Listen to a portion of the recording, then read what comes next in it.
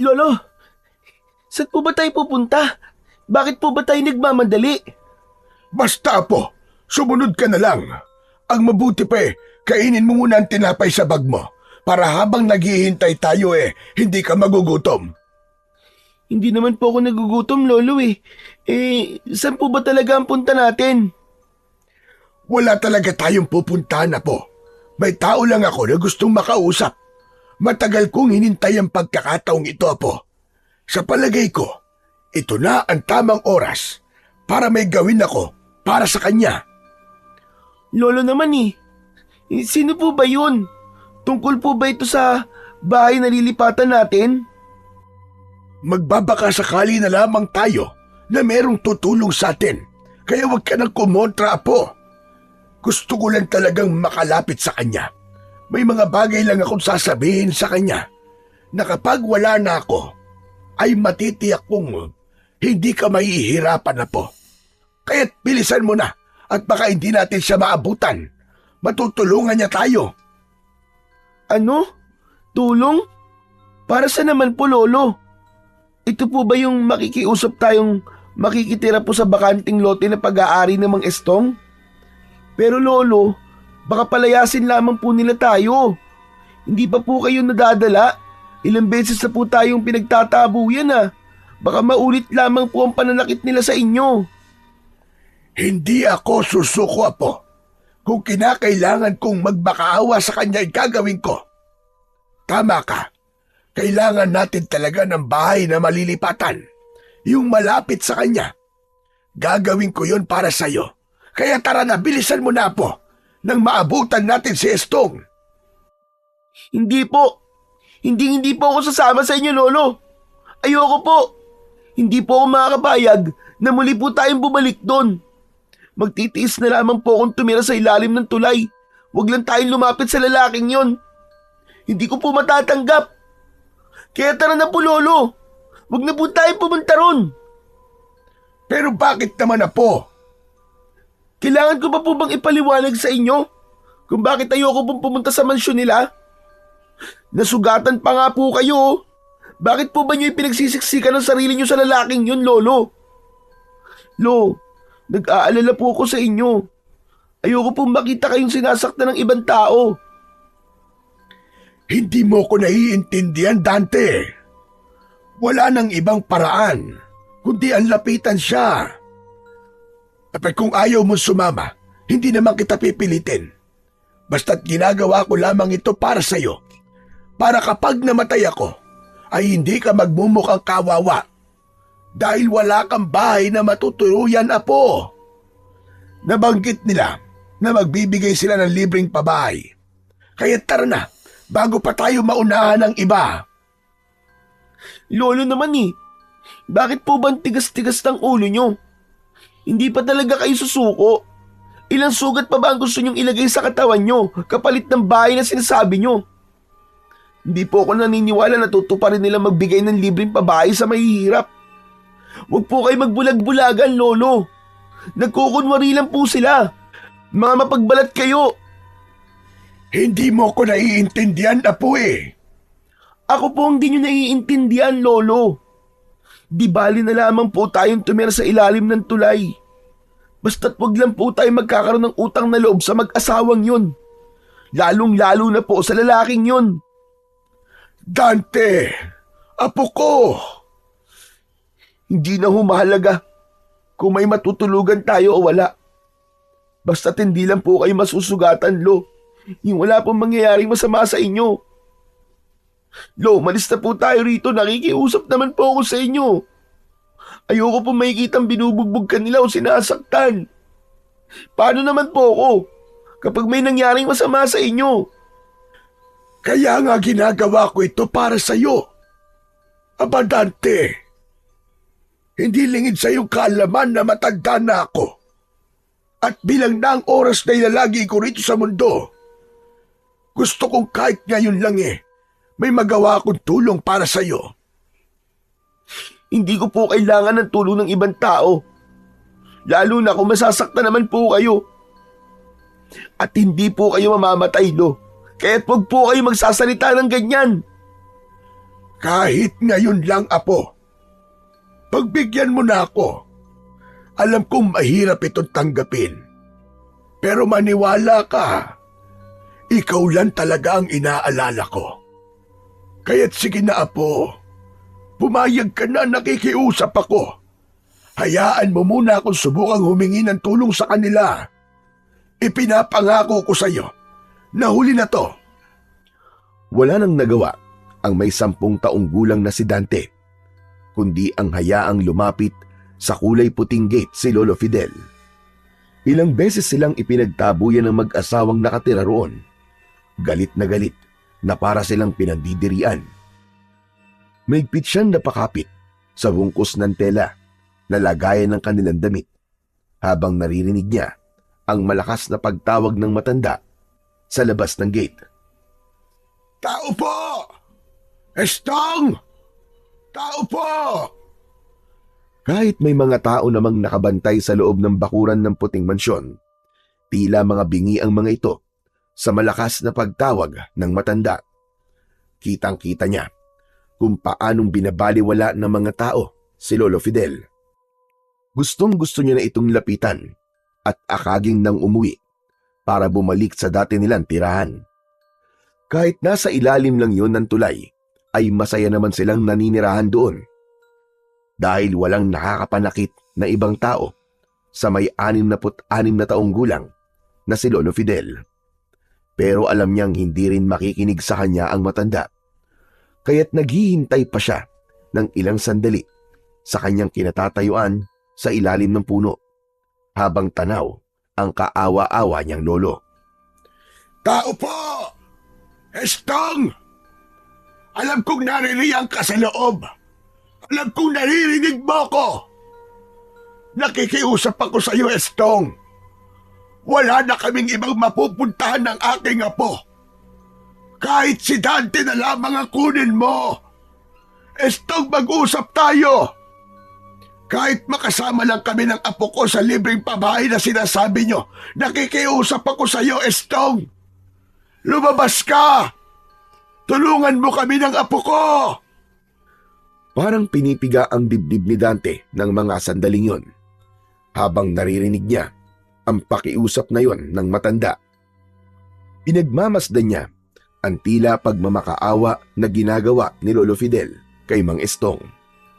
Nakahawak ang mga kamay nito sa bilog na harang ng gate. Naluluha ito habang patuloy na sumisigaw. At dahil sa ingay ng matanda, tuluyan na ngang lumabas ang may-ari ng bahay. Hindi niya yon kilala, pero alam niyang asawa yon ng lalaking madalas lapitan ng matanda. Nakahawak ang dalawa nitong kamay sa bewang at galit na humarap kay Lolo Fidel. Mula sa kanyang kinatatayuan ay naririnig niya ang malakas nitong boses. Ano na naman ba ang kailangan niyo sa asawa ko? Kay aga-aga binubulabog niyo ang pagpapahinga ko. Nakakaistorbo kayo ah. Hindi ba kayo nadadala sa ginawa ng mga tauhan ko sa inyo? O baka naman, gusto niyong maulit ang pananakit nila sa inyo? Nakikiusap ako sa iyo, Martina. Si Estong ang gusto kong makausap.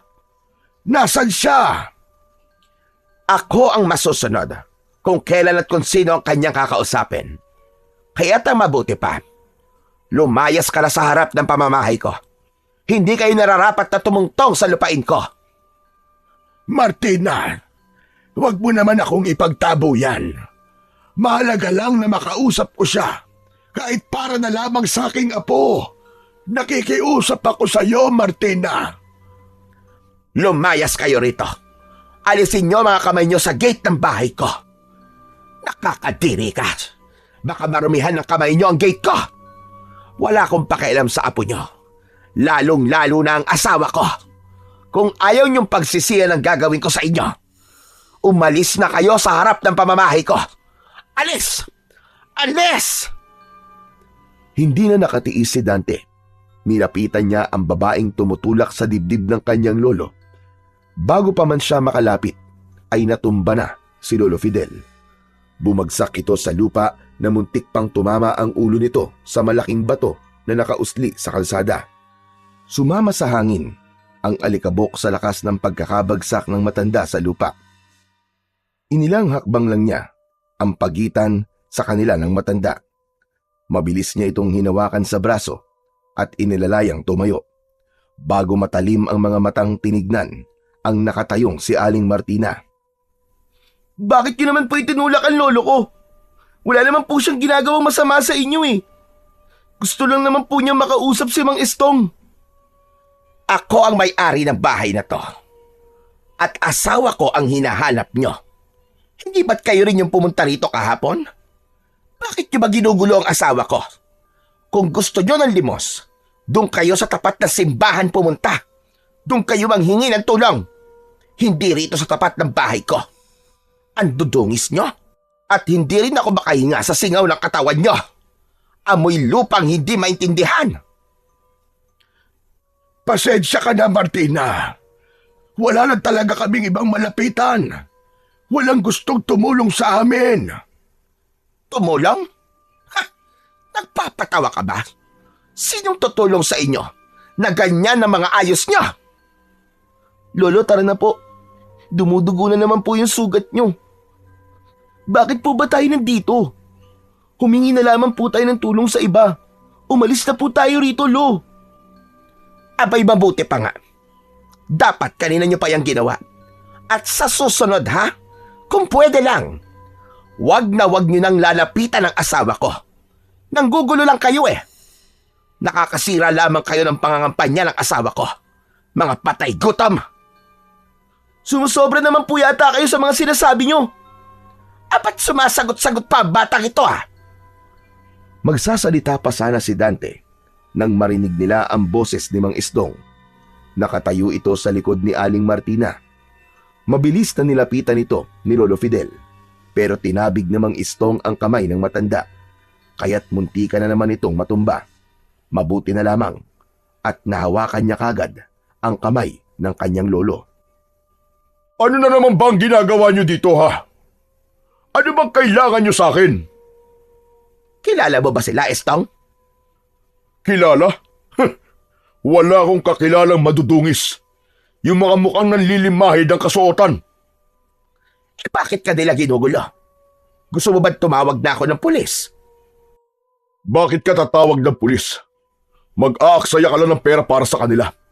Palayasin mo na lamang sila at hindi na yan babalik para manggulo sa atin. Dumukot si Mang Estong ng pera sa bulsa nito, saka ibinato sa muka ni Lolo Fidel. O heto, abuli ko na sa inyo yan. At pwede ba, wag na kayong babalik dito. Hindi na po. Sa inyo na po ang pera nyo. Hindi namin kailangan yan. Tara na po, Lolo. Umalis na po tayo dito. Pero Apo, Tara na po, Lolo. Huwag niyo na pong ibaba ang sarili niyo sa mga ganyang tao. Pwede naman po tayo matulog sa ilalim ng tulay eh. Bakit po ba kailangan nating magpabalik-balik sa bahay na to? narinig mo naman siguro sinabi ng apo mo. Umalis na kayo, bago ko pa kayo ipakaladkad sa mga tauhan ko. Mga peste! Tatandaan ko po ang ginawa niyo sa lolo ko. Pagsisisihan niyo to, hindi na kayo aangat pa sa buhay. Hanggang dyan na lang kayo. Lalayuan kayo ng grasya. At kamalasan ang sasapitin niyo. Yan ang magsisilbi niyong anino. Tama na, Apo. Tama na. Hindi kita pinalaki para maging masama at walang galang sa matatanda. Galang? Karapat-dapat po bang igalang ang mga taong yan? Sino ba sila sa buhay natin? At para tayong nanlilimos ng awa sa kanila? Nakakahiya po, Lolo. Nakakahiya po ang ginagawa nyo. Abat! Hindi na hinintay ni Dante na lumapat ang palad na matanda sa kanyang pisngi. Binitiwan niya ang dala niyang mga damit at mabilis na tumakbo, papalayo sa lugar na yon. Iniwan niya si Lolo Fidel sa harap ng mag-asawa para bang sasabog ang kanyang dibdib ng dahil sa galit.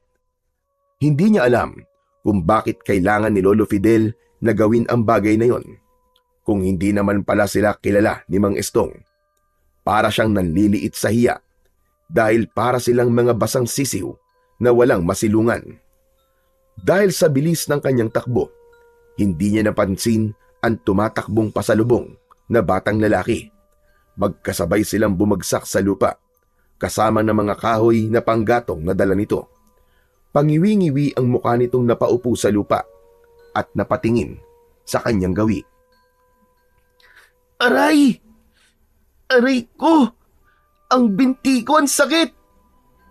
Hinimas-himas ni Dante ang kanyang binti na nasugatan bago siya napatingin sa batang lalaki na mabilis na tumayo para lumapit sa kanya. Inilahad nito ang marumi nitong kamay para alalayan siyang makatayo. Nakangiti ito at hindi man lang nasaktan. Halika! Tumayo ka! Pasensya ka na ha. Kung nabangga kita, hindi ko sinasadya yun. Ako din, pasensya ka na. Hindi ko rin naman sinasadya eh. Hindi rin kita nakita. Masama kasi ang loob ko. Pasensya na talaga. Hinila ng batang lalaki ang kanyang kamay para siya ay makatayo. Kaya lang, naramdaman niya ulit ang pagkirot ng kanyang sugat sa binti, kaya't napaupo uli siya sa lupa. Hala! May sugat ang binti mo! Hindi. Okay lang, kaya ko to. Maliit na sugat lang naman to eh. At teka, bakit ka nga pala tumatakbo kanina? Ah, yun ba? Siya nga pala. Ako nga pala si Eroy. Nagmamadali kasi ako kanina para maibenta ko tong mga nakuha kong kahoy sa palengke. Ah, ganun ba? Pasensya ka na kung hindi talaga kita napansin. Nako, wag mo nang isipin yun. Wala yun. Ano nga bang pangalan mo? Dante. Ako si Dante. Apo ako ni Lolo Fidel. Yung nagtitinda ng mga mutya sa gilid ng kalsada na malapit sa tulay. Ah, oo. Natatandaan ko na. Madalas ko kayo nakikitang nakatayo sa tapat ng bahay ni Aling Martina at Mang Estong. Eh bakit ba? Ba't kailangan yung gawin yun? Hindi ko nga rin alam kung bakit madalas kami pumupunta ni Lolo ron eh. Kaya nga nandito ako. Nagpalipas ng sama ng loob. Nako, ang sabi kasi ng mga matatanda rito, humingi na kayo ng tulong sa aso, wag lang daw sa mag-asawang yun. Kilalang matapobre ang mag-asawang yun eh. Ewan ko ba? Hindi ko naman sila masyadong kilala eh. Si Lolo Fidel lang ang nakakakilala sa kanila. May maitutulong ba ako sa inyo? May nakapagsabi kasi sa akin na kailangan nyo ng bahay. Gusto mo ba sumama sa akin? Saan? Sa bahay ko. Mag-isa lang naman ako sa buhay dahil ulila na ako sa mga magulang. Alam ko kung bakit kayo lumalapit sa mag-asawang yun. Nagbabaka sakali kayong mapasama sa libreng pabahay na mag-asawa. Huwag kayong maniwala sa kanila. Pakitang tao lang sila. Kasi malapit nang mag-eleksyon. Kaya gagawin nila ang lahat para masilaw ang mga tao sa kanilang layunin. Naiintindihan ko na ngayon. Kaya pala lumapit si Lolo sa kanila dahil sa libreng pabahay. Oo, yun na nga. Kaya nalaman ko kagad na wala kayong matutuluyan. Kapag marami ang nakatingin sa kanila, mabait sila. Akala mo mga santo. Pero kung pupuntahan mo sila sa mismong bahay nila, naku po, makikita mo ang totoo nilang mga ugali. Magsasalita pa sana si Dante nang marinig niya ang mga yabag ng paa ni Lolo Fidel. Humihingal pa ito na nagsalita, dala ang nabitiwang mga damit ni Dante. Apo, bakit mo naman ako iniwan doon? Nabigla lang naman ako. Tara na, umuwi na tayo. Hindi na ako lalapit sa kanila. Pasensya ka na. Hindi ko sinasadya mga nasabi ko. Lolo, pasensya na rin po kayo. Hindi ko naman po sinasadyang iwanan kayo kanina eh. Hindi ko po talaga matanggap yung mga sinabi nila sa atin. Ay Lo, si Eroy nga po pala, bago kong kaibigan. Sinabi niya po sa akin na pwede raw po tayo sa bahay niya. Wala raw naman po siyang kasama dun eh. Sa kanya po muna tayo tumira Lo, kahit pansamantala lang, habang wala pa po tayong bahay na nahahanap na pwede nating lipatan. Abay sigurado ka ba, Eroy? Napakabuti mo naman bata. Yun nga po, tulad naman po na sinabi ni Dante, wala naman po akong kasama sa bahay. Ulilang lubos na po ako. Ito po pala ang hanap buhay ko. Nagbebenta po ako ng mga kahoy sa bayan. Maraming salamat sa iyo, Eroy. Pero, hindi ba nakakahiya sa iyo? Nako, huwag niyo na pong isipin yun, Lo. Tara na po. Mukhang may sugat po kayo. Marunong din po ako manggamot. Ako rin naman. Sige, pansamantala lang ang pagtira namin sa bahay mo, ha? Aalis din kagad kami kapag nakahanap na ako ng malilipatan naming bahay. Wala pong problema yon. Tara na po, Lo. Bago umalis, ay pinagtulungan muna nilang pulutin ang mga nagkalat na kahoy sa lupa. Tinulungan niya ito bilang pasasalamat sa kabutihan ng bago niyang kaibigan. Napansin niya na parang hindi ito nag-iisa sa buhay dahil maayos ang kasuotan nito at amoy ilang-ilang ang damit. Malinis tignan si Eroy, kamay lang nito ang marumi. Kung susuriin, ay para itong anak ng mayaman. Nang matapos na sila sa pagpupulot ng mga kahoy, ay sinimulan na rin nilang maglakad papunta sa bahay ni Eroy. Habang nasa daan sila, ay napansin naman ni Dante ang pananahimik ni Lolo Fidel. Nasa hulihan nila ito at kahit hindi niya ito nakikita, ay alam niyang panay ang punas nito sa luhang umaagos sa pisngi. Naluluwa silang nagkatinginan ni Eroy. Ramdam na ramdam din niya ang awa sa puso ng bago niyang kaibigan. Malayo pa ba tayo? Narito na tayo. Ayun oh, sa gitna ng ilog. Sinundan ni Dante ng tingin ang itiniturong bahay ni Eroy. Halos magulat siya sa magandang itsura ng kubo. Gawa yun sa dahon ng anahaw at kawayan.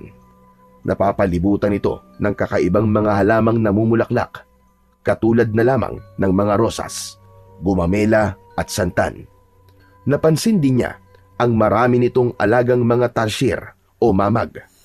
Ang mamag ay isa pang tawag sa Philippine tarsier, isang maliit na primate na matatagpuan sa Pilipinas, partikular na sa Bohol, Samar, Leyte at Mindanao. Kilala ito sa malalaking mata, mahabang buntot at kakayahang tumalon ng mataas. Ang mga mamag o tarsier ay aktibo sa gabi at nagpapahinga pagsapit ng araw. Nagtatakang napasulyap si Dante sa nakangiting si Eroy. Wow! Ang ganda-ganda naman ng bahay mo, Eroy. Saka ang dami mong alagang mga mamag ah. Ayan ba? Naging libangan ko na ang pag-aalaga ng halaman at mga mamag eh. Sila yung nagsisilbi kong pamilya at tagapagbantay na rin sa tuwing sumasapit ang gabi. Lolo, nakita niyo po ba? Ang ganda-ganda po ng bahay niya, di ba? Oo. Maganda nga po. Malawak ang bakuran at malinis at walang halaman. Lo, teka. Malabo na po ba ang mga mata niyo? Hindi niyo po ba nakikita ang maraming halaman sa bakuran? Dito na lang po tayo tumira sa bahay ni Eroy, Lo. Pero sigurado ka na ba, Apo, na gusto mong tumira dyan? Oo naman po, bakit hindi? Saka mukha pong tahimik at maganda ang paligid. Sariwa din po ang ihip ng hangin. Tara na po, tayo na pong pumasok sa loob ng bahay. Hindi maalis ang malawak na pagkakangiti sa labi ni Dante habang nakatingin ng diretsyo sa mga mata ng kaibigan. Magaan ang loob niya kay Eroy at pakiramdam niya ay mabuti itong tao. Kaya nagtataka siya kung bakit kanina pang hindi nagsasalita si Lolo Fidel. Nakatingin lang ito sa kanyang kaibigan. Hinawakan ni Eroy ang kanyang kamay at hinila siyang papasok sa loob ng bakuran nito. Pagdating nila sa loob, nakita niya ang magandang itsura ng bahay. Wow! Grabe! Hindi ako makapaniwalang may ganito palang bahay rito. Kahit hindi sementado, ay para na rin pang mayaman. Ang galing po, Lolo, no? Mukhang magugustuhan ko pong tumira dito, Lolo. Huwag kang masyadong malikot, Dante. Baka makasira ka ng mga gamit ng kaibigan mo. Nako, ayos lang po yun, Lolo. Ituring niyo na pong bahay niyo ito. Para ko na rin pong kapatid si Dante. Pwede ko po ba kayong mayakap, Lolo Fidel? Aba, oo naman. Pumarinig ka. Napansin ni Dante ang lungkot sa mga mata ni Eroy, pati na ang kakaiba nitong pagyakap sa matanda. Tuwang-tuwa naman si Lolo Fidel sa ginawang yon ni Eroy. Sandali ko lang po kayong iiwan, Dadaling ko lang po ito sa bayan. Ano po pala ang gusto nyong pasalubong, Lolo? Ha? Nako, huwag ka na mag-abala pa. Sige na po. Kahit ano lang po ang ipapasalubong ko sa inyo. Dito man lang po makabayad ako sa utang na loob na ginawa niyo sa akin noon. Hala, kung ganun po, Lolo, magkakilala po pala kayo ni Eroy? Ang totoo hindi ko siya masyadong matandaan. Pero baka isa siya sa mga naging pasyente ko noon. Kaagad namang umalis si Eroy, dala ang basket na may mga kahoy. Hinabol niya ito ng tanaw habang nakatayo siya sa may pintuan, bago siya nakangiting sumulyap sa matanda. Apo, hindi tayo pwedeng manatili sa bahay niya. Mapanganib. Ha? Bakit naman po, Lolo? Ang ganda-ganda nga po sa lugar na ito. Lagi mong tatandaan, Apo. Hindi porket maganda, ligtas na tayo sa bahay na ito. Napansin ko kasi kanina, nakatayo ang bahay na to sa gitna ng kagubatang direktang nasisikatan ng buwan. Ano naman pong koneksyon nun, Lolo? Saka mabuti po siyang tao. Mabuti nga po't may nagbigay po sa atin ng tulong Oo nga, mabuting tao si Eroy, pero hinahabol siya ng panganib. Ang bahay na direktang nasisikatan ng buwan ay palaging pinupuntahan ng mga masasamang elemento. Yan na naman po kayo sa mga masasamang elemento na yan, Lolo Ang mahalaga po ngayon ay tirahan. Huwag po kayong mag-isip ng mga bagay na may kinalaman po sa elemento.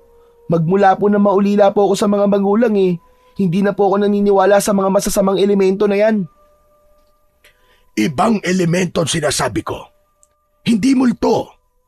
Basta, bukas na bukas din, magpapaalam na tayo kay Eroy. Hindi tayo pwedeng manatili rito. Napasimangot si Dante dahil sa narinig niya mula kay Lolo Fidel. Nahihirapan siyang intindihin ang mga sinasabi nito.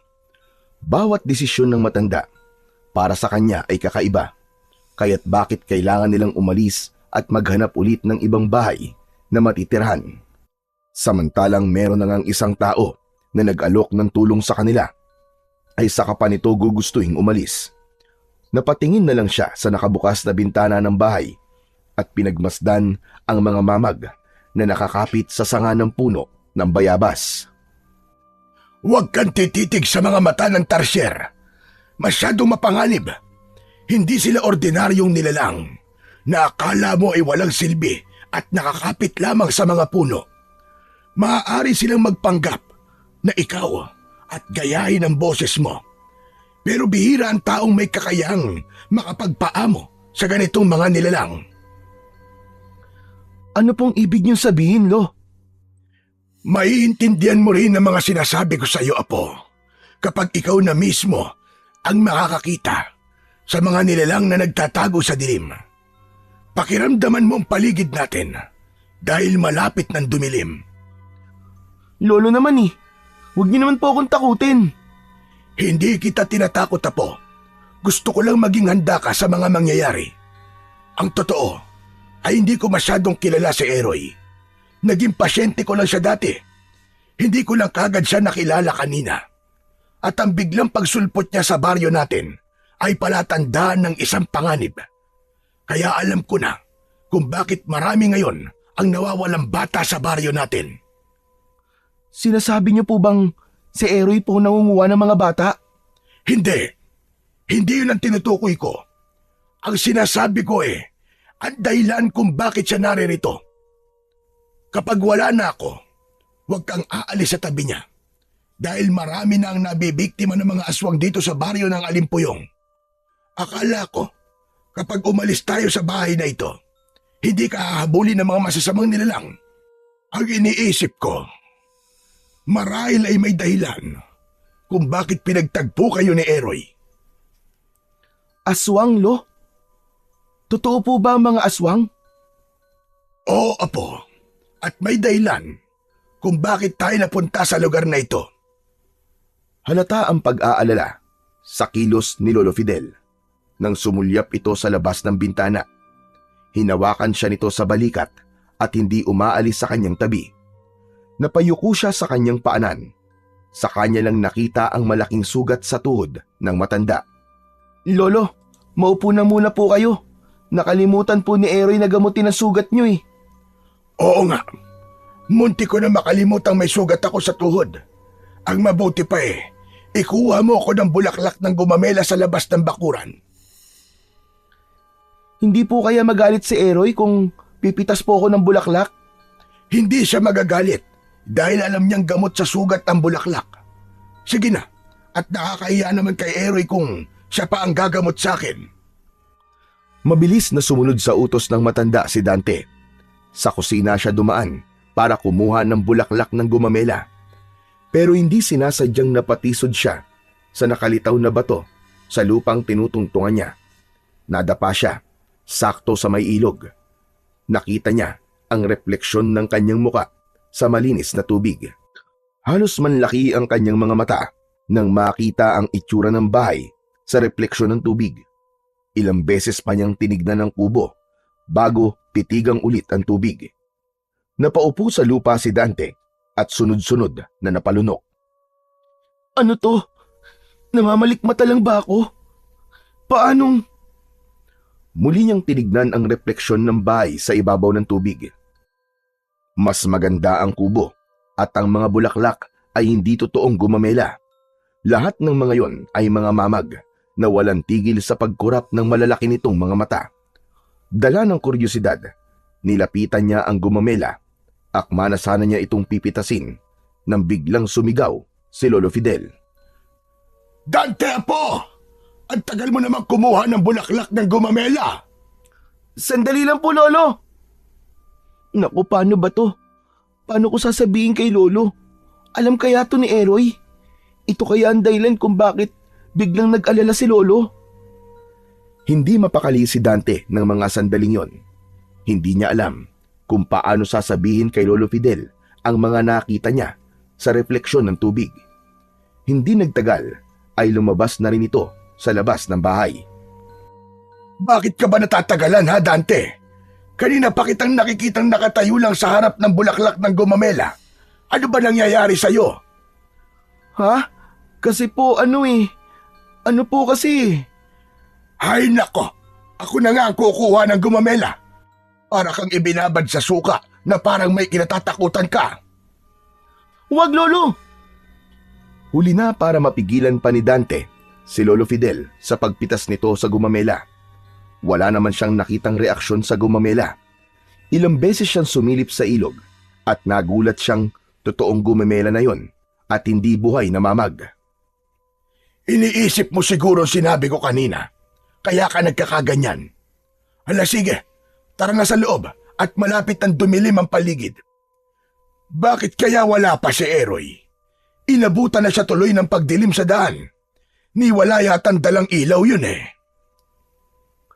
Akma na sanang papasok sa loob ng bahay sina Lolo Fidel at Dante nang biglang sumakit ang kanyang tiyan. Napakapit siya sa braso ng matanda habang nakabaluktot ang kanyang katawan. Lolo! Aray! Ang sakit-sakit po ng tiyan ko! Abay, ano nangyayari sa iyo, Apo? Ano bang nakain mo? Kaninang umaga pa po tayo hindi kumakain eh. Ang sakit po, Lolo! Aray! Apo, huwag kang humiga sa lupa. Naku po, Diyos ko. Ano bang gagawin ko sa iyong bata ka? Lolo! Aray! Patindi po ng patindi ang sakit! Halika, tumayo ka. Kailangan pumasok tayo sa loob. Baka may gamot sa bahay ni Eroy.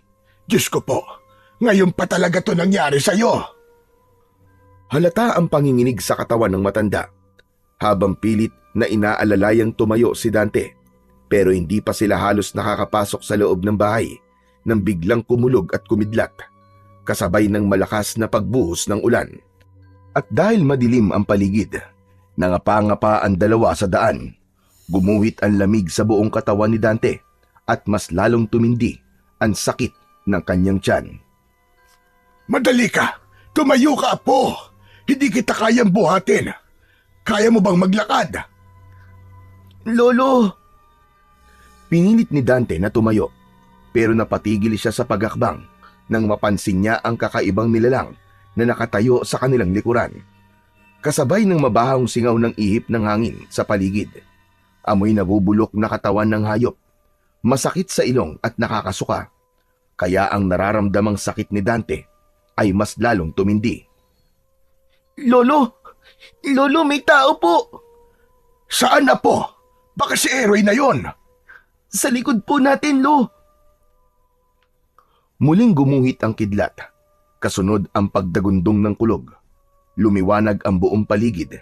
Dito na nila nakita ang isang nilalang na nakatayo sa kanilang harapan. Nahihirapan man silang aninawin ang itsura ng nilalang na yon, pero alam nilang hindi ito pangkaraniwan. Maririnig nila ang pag-angil nito na parabang nauulol na aso. Napaatras sila ng hakbang habang hindi nila inaalis ang kanilang paningin sa nilalang na nakatayo sa harap nila. Lolo, ano pong nilalangan nasa harapan natin? Nakakatakot po ang itsura niya. Diyos ko! Nakapasok siya sa bakuran ng bahay ni Eroy. Sino ka? Anong kailangan mo sa akin? Lolo, papalapit na po siya sa atin. Aray! Ang sakit pa rin po ng tiyan ko! Tiisin mo muna, po. Diyos ko, tulungan niyo po kami ng apo ko. Tulungan niyo po kami. Muling natigilan ang maglolo nang sa bawat pagkidlat ay dun lamang nila nakita na hindi ito isang tao, kundi isang aswang na kumakain ng lamang loob. Mapupula ang mga mata habang nakangising tumutulo pa ang malapot nitong laway. Takot na takot si Dante ng mga sandaling yon habang mahigpit ang kapit sa kamay ng kanyang lolo Fidel. Lolo, tumakbo na tayo! Umalis na tayo dito! Hindi siya tao, Lolo! Baka kunin niya po ako! Wala tayong mapupuntahan na, po. Pumasok ka sa loob at ako na ang haharap sa kanya. Lolo, wag po! Tara na po! Sige na, Apo. Pumasok ka na sa loob ng kubo. Sa pagkalat ng malakas na liwanag mula sa kidlat na gumuhit sa kalangitan, ay tuluyan ng nakita ni Dante ang malahalimaw nitong itsura. Mabalahibo ang mukha nito, pati na ang katawan. Kung hindi siya nagkakamali, ito yung madalas na napapabalitang kumakain ng mga alagang hayop sa kagubatan at kapag natatagpuan ay wala na ang lamang loob. Wakwak ang tiyan, butas ang dibdib, putol ang braso at paa. Ito rin marahil ang kumukuha sa mga nasasabing nawawalang bata sa kanilang baryo. Nagulat sila nang mabilis itong lumapit sa kanila at binigwasan nito ng suntok si Lolo Fidel, kaya't bumagsak ang matanda sa lupa. Dahil madilim sa kanilang kinaroroonan, hindi niya makita ang matanda. Lo! Lo, nasan ka? Lumayo ka sa kanya, Apo! Nasa harapan mo na ang halimaw! Ah, lumayo ka sa akin! Wag! Wag mo akong papatayin! Imbis na lumayo, ay sinugod siya ng aswang at umangil ito ng malakas na parang asong nauulol. Nagsipagtayuan ang mga balahibo niya sa katawan at mabilis na tumakbo papalayo sa aswang. Hinabol siya nito habang nagpapaikot-ikot sila sa bakuran ng bahay ni Eroy. Wala itong balak na pakawalan siya. At dahil madilim, hindi siya makatakbo ng malayo. Hindi rin niya maiwan si Lolo Fidel. Sinikap niyang magtago sa makapal na damuhang nadaanan niya. Saktong nakalubog siya sa malalapad na dahon ng gumamela nang dumaan sa kanyang harapan ang umuugong na aswang at panay ang linga sa paligid. Sa dinami-rami ng lugar na pagtitigilan nito ay doon pa sa kanyang tapat kung saan siya nagtatago. Halos marinig niya ang malakas na kabog ng kanyang dibdib. Mabuti na lang at umuulan, hindi siya maaamoy ng aswang. Maya-maya pa ay umalis na ito sa kanyang harapan. Tiniyak na muna niyang nakaalis ito bago siya lumabas sa kanyang pinagtataguan. Pero nagulat na lamang siya nang biglang may dumakot sa kanyang leeg. Umangat ang kanyang paa sa lupa. Habol ang kanyang hininga habang sinasakal siya ng aswang. Lolo! Lolo, tulungan niyo po ako! Bitiwan mo ang bata, halimaw ka! Kundi, hindi ako magdadalawang isip na labanan ka at patayin! Labanan! Hindi na kayo makakawala sa akin. Hindi kayo magagamit laban sa akin. Lolo! Lolo, tulungan niyo ako! Halos hindi na siya makahinga sa mahigpit na pagkakakapit ng kamay ng aswang sa leeg niya. Parang may kung anong masakit ang bumaon sa kanyang tiyan. Halos manlaki ang kanyang mga mata nang dahan-dahan itong ibinaon ang matulis nitong kuko sa kanyang sikmura. Wag! Wag mo sasaktan ang apo ko! Dumampot ng kahoy si Lolo Fidel sa lupa. Saka tumakbo ito papalapit sa kanilang kinaroroonan. Magkakasunod na paghampas sa braso ang ginawa ni Lolo Fidel gamit ang matigas na kahoy. Naramdaman ni Dante ang pagguhit ng sakit mula sa bumaon na kuko sa kanyang tiyan. At dahil hindi sumuko ang matanda sa paghampas sa kamay ng aswang, nabitiwan ng nilalang na yon ang kanyang leeg at hindi natuloy ang pagbaon ng kuko nito sa kanyang tiyan. Bumagsak siya sa lupa. Dala ng matinding galit ng aswang para kay Lolo Fidel ay ito naman ang binalingan. Pagapang niyang pinigilan ng aswang, niyakap niya ng maigpit ang dalawa nitong binti para hindi ito makalapit sa matanda. Ngunit nadakot na nito ang leeg ni Lolo Fidel. Hayop ka! Bitiwan mo ang lolo ko! Halimaw ka! Buong lakas na kinapitan ni Dante ang binti ng aswang dahil nakita niyang umangat ang paa ni Lolo Fidel sa lupa. Kasabay ang pagpatak ng dugo mula sa sugat nito sa leeg. Tumulo rin ang dugo sa kanyang muka nang butasin ng matutulis nitong kuko ang tiyan ni Lolo Fidel. Tila nanigas ang buo niyang katawan nang makita ang pagkikisay ng paa ni Lolo Fidel. Natulala siya sa kanyang mga nasaksiyan. Lolo! Apo ko! Lolo! Ito ang napapala ng matandang mahilig makialam. Halimaw ka! Anong ginawa mo sa lolo ko? Buong lakas na kinagat ni Dante ang binti ng halimaw. Dahil sa sakit ng pagbaon ng ngipin niya sa laman ng aswang, nabitiwan ito ang kanyang lolo. Kitang-kita niya na bumagsak ito sa lupa habang nag-aagaw buhay. Pero dahil sinaktan niya ang binti ng halimaw, hindi niya na nalapitan ang nakahandusay na matanda dahil muli siya nitong sinakal. Kung ganon, ikaw pala talaga ang sugo ayon sa propesiya. Ngunit wala ka naman palang kwenta dahil isa ka lamang paslit na lampa. Hayop ka! Pinatay mo ang lolo ko! Papatayin din kita! Magbabayad ka sa ginawa mo! Humalakhak ng malakas ang aswang.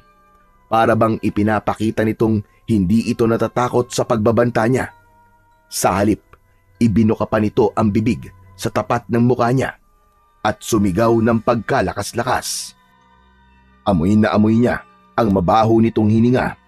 Amoy yon ng nabubulok na karne ng tao. Napalingon ng aswang nang tila may nakita itong nakatayo mula sa dilim. Narinig niya ang boses ni Eroy. Pakawalan mo si Dante! Dahil kung hindi, matutunaw ka ng liwanag na naggagaling sa palakol ko! Tila nagkaroon siya ng pag-asa nang marinig ang boses ni Eroy. Meron itong hawak na palakol, kasabay ng pagtaas nito sa ere ng sandata. Parang nasisilaw na napataklob ng palad sa mga mata nito ang aswang, kaya naman nabitiwan nito si Dante. Bumagsak siya sa lupa na malapit sa nakahigang si Lolo Fidel. Gumapang si Dante na pilit hinahanap ang kamay ng kanyang lolo habang walang tigil sa pagpatak ang luha sa kanyang mga mata. Ilayo mo sa akin yan! Ikaw ang lumayo, demonyo ka! Layuan mo si Dante kung ayaw mong patayin kita gamit ang palakol ko! Gigil na itinaas ni Eroy ang hawak niyang palakol. Kahit basang-basa na ito ng ulan, ay hindi ito umaalis sa pagkakatayo. Ang pinagtatakhan niya lang ay wala naman siyang nakikitang liwanag mula sa sandata. Mas lalong nanlaki ang kanyang mga mata nang makita niyang nagsitalon ang mga mamag papunta sa kinaroroonan ng aswang. Pinagtulungang kalmutin ng mga ito ang halimaw na nakatayo sa kanilang harapan. Napasigaw ito sa sobrang sakit dahil sa pag-atake ng mga tarsier. Sige, parusahan niyo ang aswang na yan. Hindi marunong matakot. Pati ang bakuran ko na balot ng proteksyon ay sinira niya. Sige, patayin niyo siya! Galit na galit ang boses ni Eroy habang inuutusan nito ang nasa 8 mga tarsier. Takot na takot ang aswang at kitang-kita ni Dante ang pagbaon ng mga kuko ng mga mamag sa katawan ng aswang. At nang hindi ito makatiis, mabilis itong tumakbo papalayo para tumakas. Saka lang naalala ni Dante si Lolo Fidel. Pagapang na nilapitan niya ang nakahandusay na si Lolo Fidel. Dilat ang mga mata nitong wakwak ang tiyan dahil sa ginawa ng aswang. Ayaw niyang tignan ang itsura ng matanda. Para siyang unti-unting nauupos na kandila.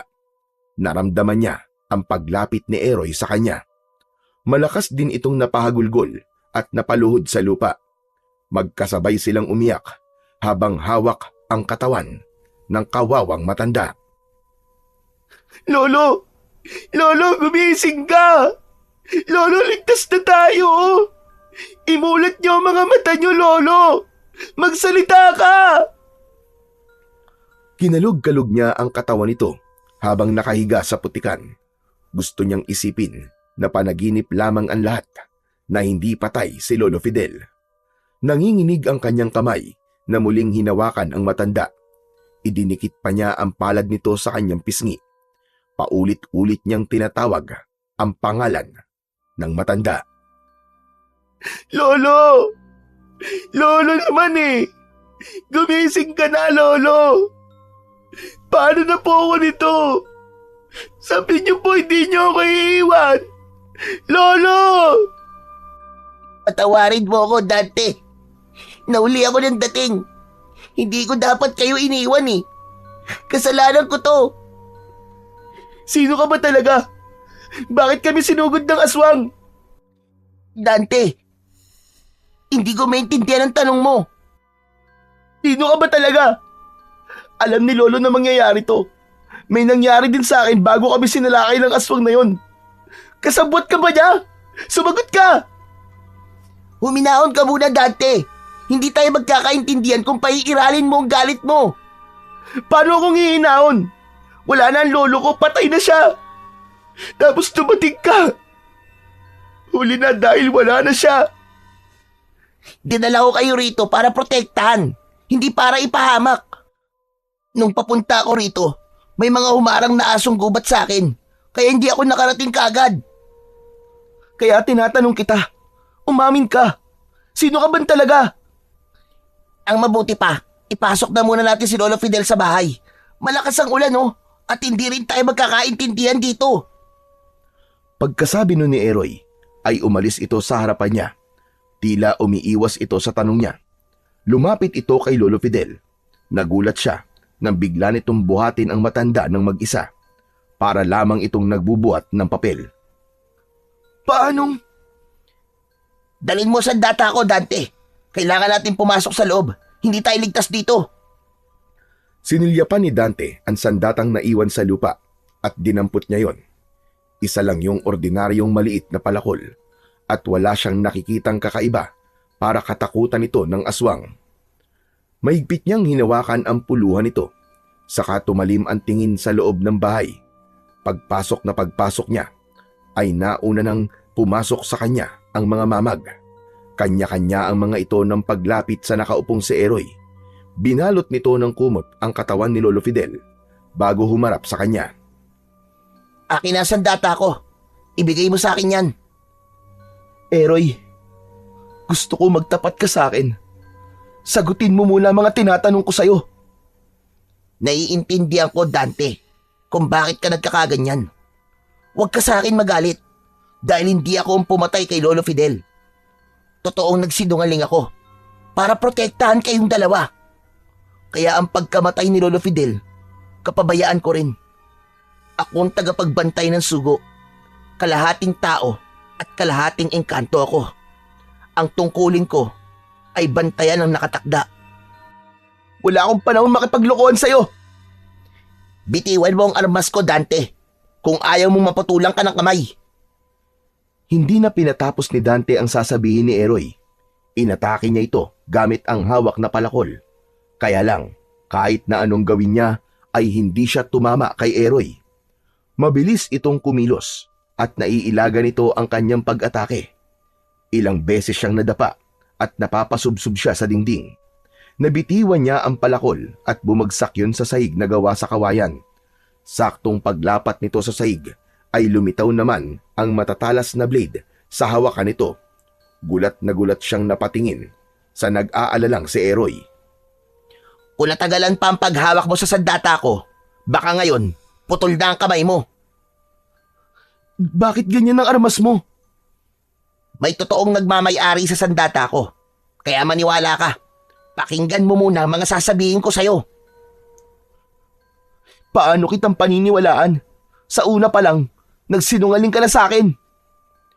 Kung ayaw mo makinig sa sasabihin ko, hindi mo mabibigyan ng hustisya ang nangyari kay Lolo Fidel. Gagawin ko pa rin ang tungkulin ko dahil ako ang gabay na tagapagbantay sa butya. Ikaw ang totoo nilang pakay, Dante. Hustisya? Tahimik ang buhay namin ni Lolo nang hindi ka pa dumating sa buhay namin. Noon bahay lang ang problema namin pero ngayon, kailangan kong lumaban para sa hustisya. Paano ako? Wala na si Lolo. Pinatay siya mismo sa harap ko. Pinatay ang Lolo Fidel ko! Hindi na nakayanan pa ni Dante ang matinding emosyong bumalot sa buo niyang pagkatao. Magkahalong galit at awa ang nararamdaman niya dahil sa nangyari sa matanda. Galit sa aswang na pumatay sa lolo niya, pati na rin sa taong nagtaboy sa kanila, na kung pinakinggan lang nito ang hinihiling ng matanda, ay hindi yun mangyayari sa kanila. Awa naman dahil namatay si Lolo Fidel nang wala man lang siyang nagawa para iligtas ito. Nakita ko ang kababalaghan sa bahay na ito nang matapat ako sa tubig. Nakita ko na hindi ito totoong maganda tulad ng nakikita ko. Bumalik ka sa mundo nyo. Hindi ko kailangan ng gabay na sinasabi mo. Bibigyan ko ng katarungan na nangyari sa lolo ko nang walang tatanggaping tulong mula sa'yo. Hindi mo yan magagawa, Dante. Malakas sa mga aswang. Dito talaga ang mundo ko dahil ang bahay na direktang nasisikatan ng buwan ay ang lagusan patungo sa mundo namin. Pero dahil may dugo akong tao, nandito ako nakabantay sa'yo. Kaya makinig kang mabuti sa akin, Dante. Hindi mo matatalo ang aswang na hipad kapag wala kang kapangyarihan na tulong ko. Aswang na hipad? Anong klaseng aswang ang hipad? Pinunasan muna ni Dante ng kanyang palad ang umaagos na luha sa kanyang pisngi bago siya naupo sa tabi ng nakahiga niyang lolo. Ang aswang hipad ay isang nilalang nakalahi ng mga balbal. Pero ang kinakain nila ay hindi mga patay, kundi mga buhay na ang edad ay 10 taong gulang na batang lalaki. Sila rin ang dahilan kung bakit marami ang nawawalang mga bata sa baryong ito. Pakialam ko sa mga batang sinasabi mo. Makinig ka muna. Ang paghahanap ng mga aswang sayo ay ang dahilan kung bakit marami ang nadadamay na mga bata. May pinaniniwalaan silang propesiya na ang batang lalaki na may edad na 10 taong gulang ang uubos sa kanilang lahi. Naniniwala rin silang kung mapapatay nila ang batang nakalagay sa propesiya ay magkakaroon sila ng karagdagang lakas at buhay. Gusto nilang higitan ang 9 na buhay ng mga pusa. Kaya ba kahawig sila ng pusa? Dahil gusto rin nila itong higitan? Hindi yun sa ganon, Dante. Talagang ganon ang kanilang itsura. Kahit na. Hindi na ako matatakot sa kanila. Kahit huli na para rito. Gagawin ko ang lahat. Gaganti ako sa kanila. Malaki ang pagpapahalaga ko kay Lolo Fidel. Kaya gaganti talaga ako para sa kanya. Dante, hindi ko alam na nasundan kayo ng mga hipad. May suot na kwintas ang lolo mo. Kunin mo. Magagamit mo yun laban sa mga aswang. Isang pambihirang mutya na maaaring kilalanin ng aking sandata. Yan din ang dahilan kung bakit kakaiba ang aking palakol. Bakit? Anong klaseng kwintas ba nasa leeg ni Lolo? Isa yung pambihirang kwintas na may kakaibang kapangyarihan na binigyan ng bisa ng mga kalahi kong engkanto. Kaya nga hinahanap ko kayo dahil nasa panganib ka. Kailangan mo umutya ng mamag para sa proteksyon mo laban sa pinuno ng mga hipad. Kung may kapangyarihan ang suot na mutya ni Lolo, bakit hindi niya to ginamit sa aswang na yun? Dahil yun ay iniingatan lang niya ang mutya. Ang mga kagamit lang ng mutya ay ang mga batang kasing edad mo. Kaya mga mamag na umatake sa aswang kanina ay napapasunod ko dahil sila magpoprotekta sa'yo kapag wala ako sa tabi mo. Sadyang lumalakas lang ang kapangyarihan ng mga aswang. Hindi siya nag-iisa, Dante. Hinarangan ako ng mga alagad niya para hindi ako makarating sa bahay. Kaya nahuli ako ng dating. Ito rin ang kauna-unahang pagkakataon na nabigo ko sa misyon ko. Kung ganun, matagal ka nang nananatili sa mundo namin. Kahit kailan, hindi ko sinubukan tumira sa mundo ng engkanto.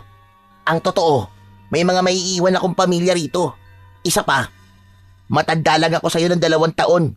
Isa lang din naman akong ordinaryong bata eh. Kaya lang, higit na mas malakas ang dugo ko sa mga tao. Dahil sa may dugo kong immortal o engkanto. Kunin mo ang palakol, Dante. Magagamit mo yan sa pagpapatibay ng mutya. Dahan-dahan ang ginawang pagkuha ni Dante sa kwintas at pagdampot sa palakol sa saig. Usang bumalik at lumbog ang talim na malablade sa hawakan nito. Pinagmasdan niya ang palakol, saka muling sumulyap kay Eroy. Ano ba ang kakayahan ng mutya? Lakas, bilis, at kakayahang utusan ng mga mamag laban sa mga hipad. O kahit ang mga ibang aswang na nabubuhay sa baryong ito ay matatakot sa kapangyarihang taglay mo. Kaya lang, alam kong kaya napasok ng aswang ang ating kubo ay dahil may lakas silang umatake kapag umuulan. Yun ang kapangyarihang taglay nila. Isinuot ni Dante ang kwintas sa kanyang leeg. Nagulat siya sa liwanag na taglay ng mutya. Napaatras siya sa malakas na liwanag na bumalot sa kanyang sandata, maging sa kanyang kwintas. Ang kahinaan ng mutya ay ang masugatang kasabraso na inihahawak mo sa sandata. Ngayon, igala mo ang iyong paningin. Makikita mo ang totoong itsura ng bahay. Ganon din kapag kaharap mo ang aswang na hipad. Napaawang ang bibig ni Dante nang makita ang totoong itsura ng bahay. Totoong bahay yun, pero nasa ilalim sila ng malaking kahoy ng talisay. Nabanggit na sa kanya noon ni Lolo Fidel na ang puno ng talisay ay sagradong puno para sa mga engkantong may dugong tao.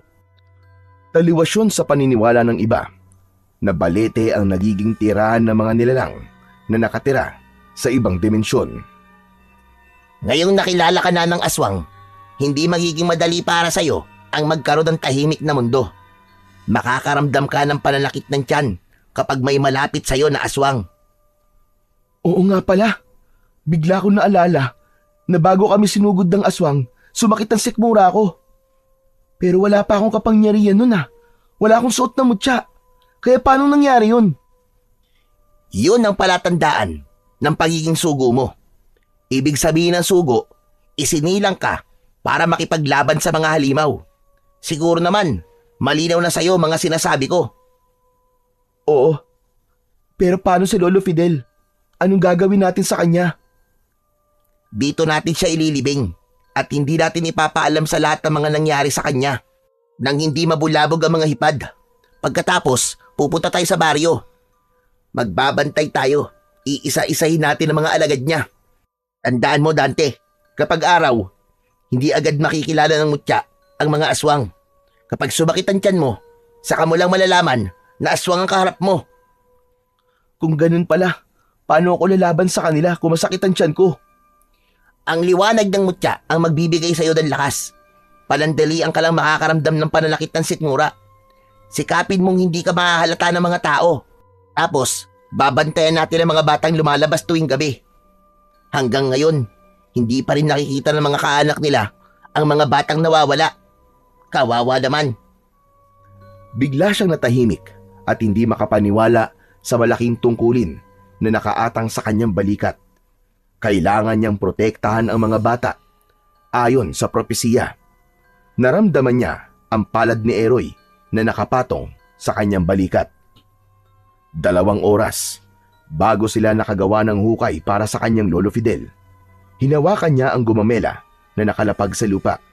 Yun ang huling bulaklak na nahawakan ng matanda bago ito mamatay. Isinama niya yon sa hukay nito. Habang tinatabunan niya ng lupa ang katawan nito, ay panay ang agos ng luha sa kanyang pisngi. Parang alam ng matanda na mamamaalam na ito dahil sa mga naging huling bilin nito sa kanya.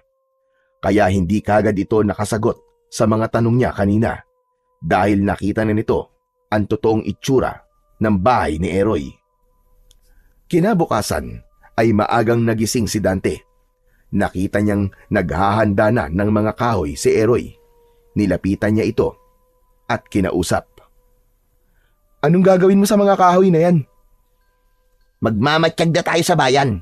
Ang balita ko ay araw ng kampanyahan ngayon. Maraming tao ang lalabas sa kalsada para makita ang kanilang sinusuportahang politiko. Makikipagkamay. Madali na para sa atin ang mahanap at makilala ang mga aswang na nagpapanggap na tao. Pagkakataon ko na para mabigyan ng katarungan ng pagkamatay ni Lolo Fidel. Ilang minuto rin ang pinalipas nila sa paglalakad bago sila nakarating sa bayan. Maraming tao nakasakay sa iba't ibang mga motor para ibandera ang muka ng kanilang pambato. Siksikan halos, hindi sila makadaan. Hanggang sa napatapat sila sa bahay ng isang matandang lalaki. May pinapalo itong isang batang lalaki gamit ang patpat. Bigla siyang nakaramdam ng pananakit ng sikmura.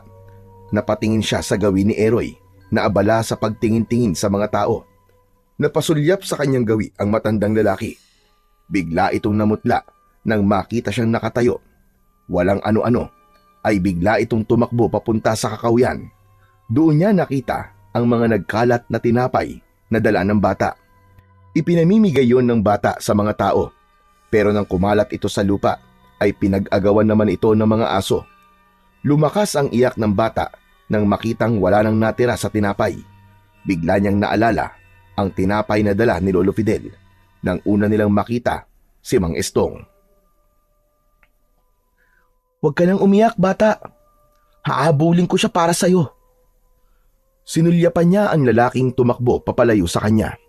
Takot na mabilis itong nagtago sa kakahuyan at biglang nawala sa madilim na bahagi ng gubat. Sinulyapan niya ang batang lalaki na umiiyak pa rin. Nalaman niyang hindi nito kakilala ang matanda. Nabangga lang daw nito ang matanda. Narinig ni Dante ang malakas na yabag ng paa ni Eroy na papalapit sa kanyang kinaroroonan. Ano nangyari? Ba't tumakbo ka rito? Eroy, paano tayo makakahuli ng aswang? Pakiramdam ko, nakikilala nila ako dahil sa mutya.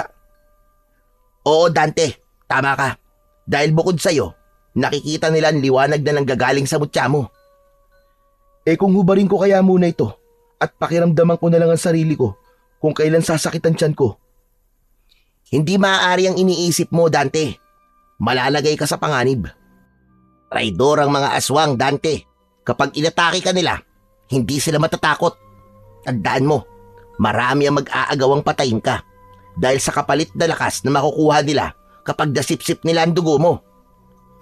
Magkasabay na natigilan sina Dante at Eroy nang biglang tumakbo ang batang iniligtas niya kanina, papunta sa lugar na pinuntahan din ng matanda.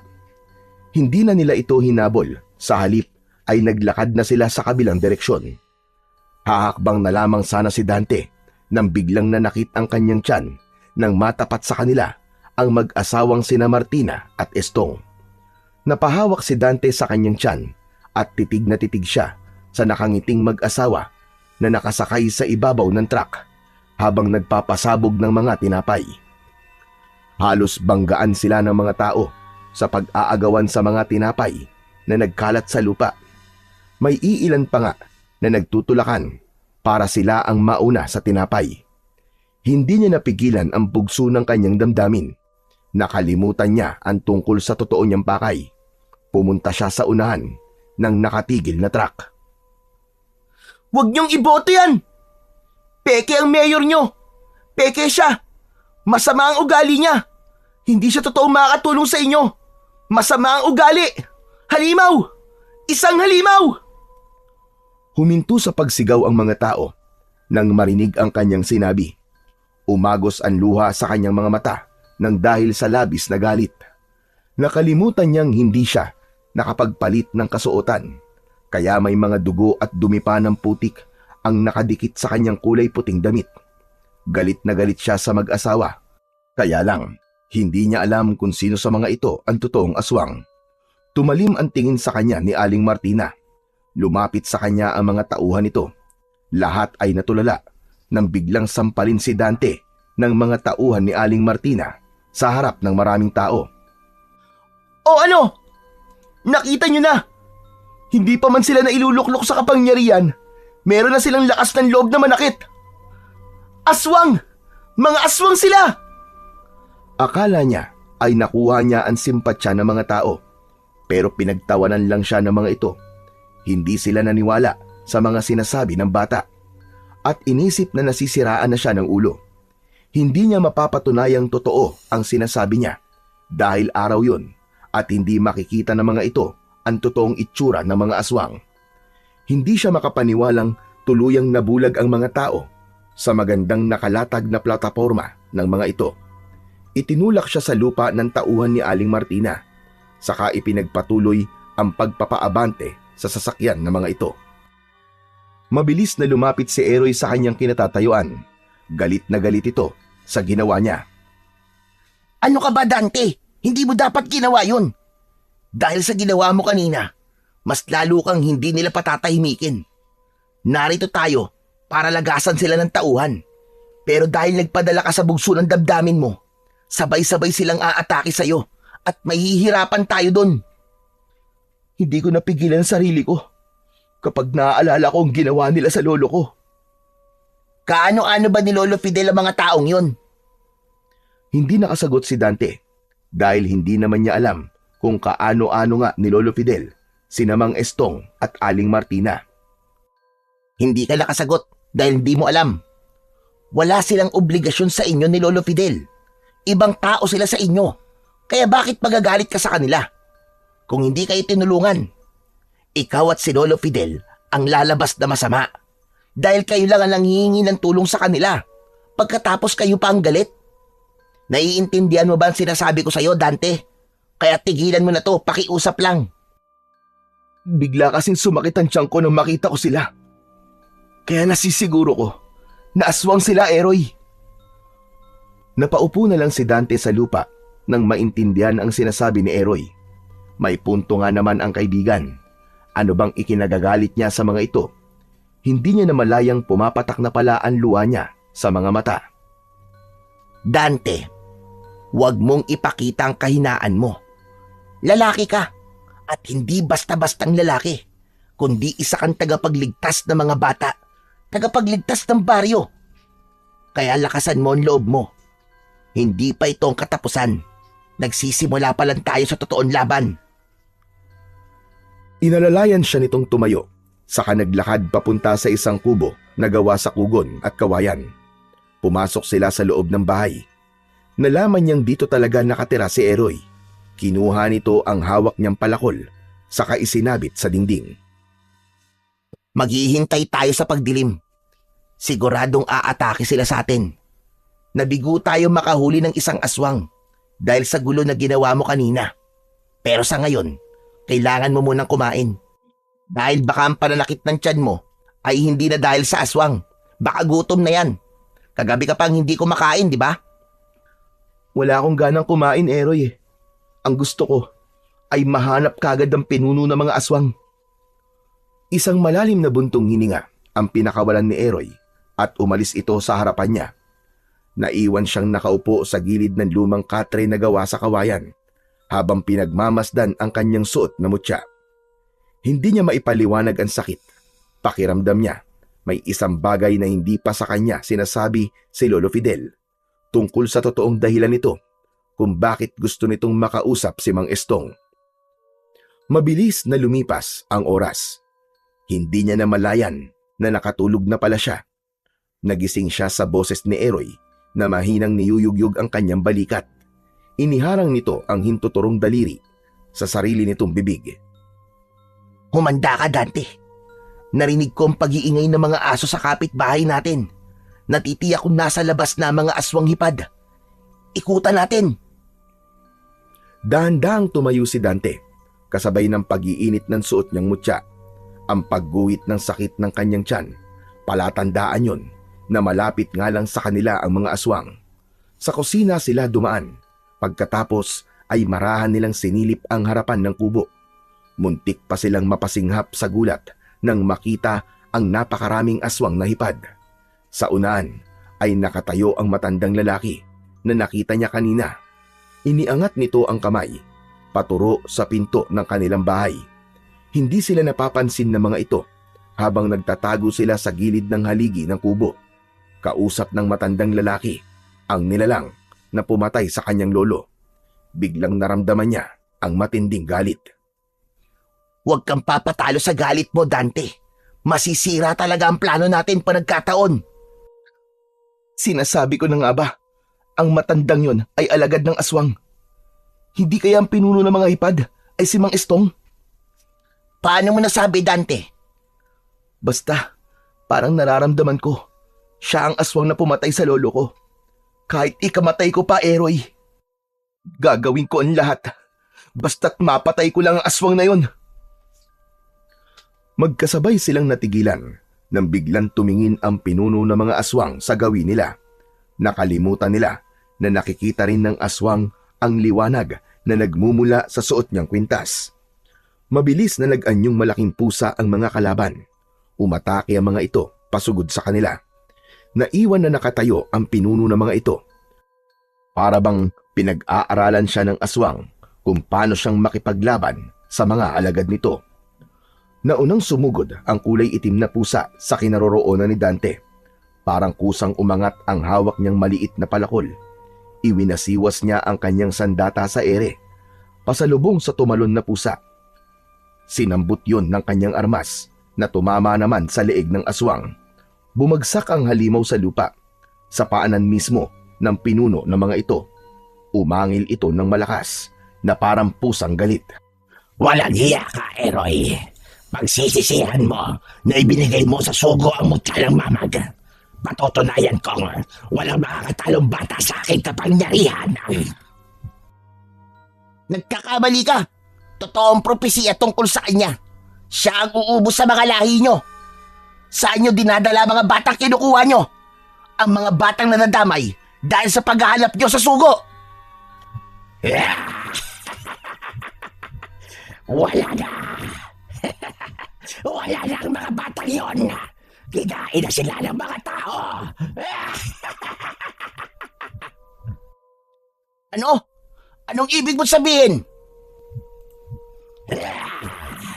Ipinakain ko sa mga patay gutom na humihingi ng tulong. Inilalagay ko sa tinapay para mas masarap. Mahina ang isip ng mga tao. Hindi nila alam na ang palaman ng tinapay ay ang giniling na karne ng tao.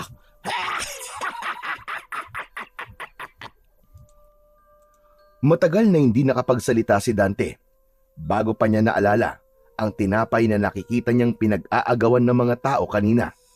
Parang gusto niyang masuka, lalo pa, at sarap na sarap ang mga tao sa paglantak ng tinapay.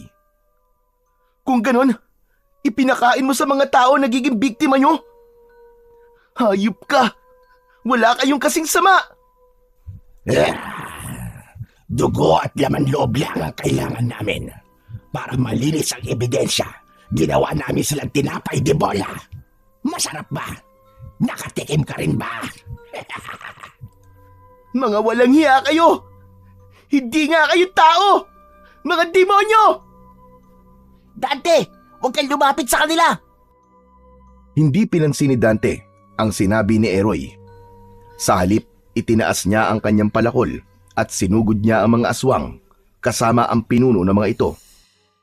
Nagpasirko-sirko sa ere ang batang si Dante at bawat pagtapak niya sa lupa ay isang malakas na palo ng palakol sa mga ulo ng mga malalaking pusa.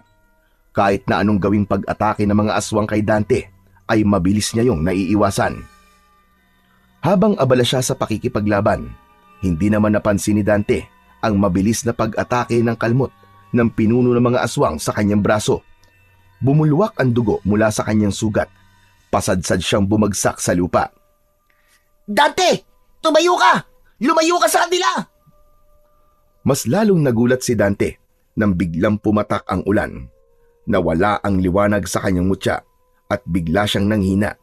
Nakalimutan niya na kahinaan nga pala ng mutya na masugatan siya sa braso habang hawak ang palakol at ang ulan naman ang kalakasan ng pinuno ng mga aswang. Lumapit ito sa kanya at akma na sana siyang sisipain sa tiyan. Humarang bigla si Eroy at ito mismo ang tinamaan ng sipa ng aswang hipad. Pangiwi-ngiwi ang mukha ni Eroy dahil sa sobrang sakit. Muling sumugod sa kinaroroonan nila ang ilan sa mga alaga nito para patayin sila. Pumikit si Dante. Pinilit niyang maging matatag. Hawak niya ang mutya nang bigla siyang nakarinig ng mga ingay sa kanilang harapan. Tumayo ka, Dante! Tinutulungan tayo ng mga mamag! Narinig nilang nasa panganib ang sugo! Tara na! Wala kang laban sa kanila dahil may sugat ka sa braso! Saan kayo pupunta? Hindi kayo makakatakas! Magkasabay na napalingon ang magkaibigan sa kanilang likuran.